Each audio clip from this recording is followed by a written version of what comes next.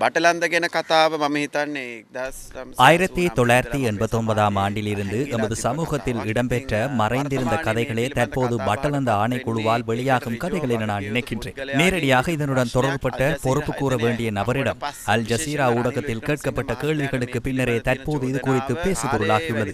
விசேடமாக ரணில் விக்ரமசிங்கவிடம் சுமத்தப்பட்ட இந்த குற்றச்சாட்டுகள் ஆனது காலத்திற்கு அப்பால் சென்ற அந்த காலத்தில் இடம்பெற்ற மனித உரிமை மீறல்கள் தொடர்பிலான இலங்கையில் தற்போது காணப்படும் பிரதான அறிக்கையை பட்டலந்த ஆணைக்குழுவின் அறிக்கை.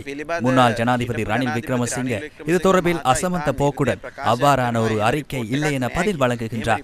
அவ்வாறான ஒரு அறிக்கை இருந்தது. அந்த அறிக்கை தயாரிக்கப்பட்ட பின்னர் அப்போதிருந்த அரசியல்வாதிகள் அவற்றை பாராளுமன்றத்தில் சமர்ப்பித்து மக்களுக்கு வெளிப்படுத்தவில்லை.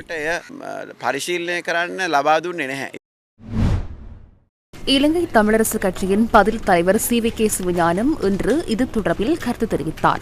பட்டலண்ட இது அந்த காலத்திலேயே எனக்கு தெரிஞ்ச காலத்திலேயே அது ஒரு டோர்ச்சர் கேம்ப் என்று சொல்லி பேசப்பட்டதும் அதில் இப்போ முன்னாள் ஜனாதிபதி ரணில் விக்ரமசிங்க அவர் இளமை காலத்தில் அவருடைய தொடர்பு இருந்ததாகவும் பேசப்பட்டு தான் வந்திருக்கு.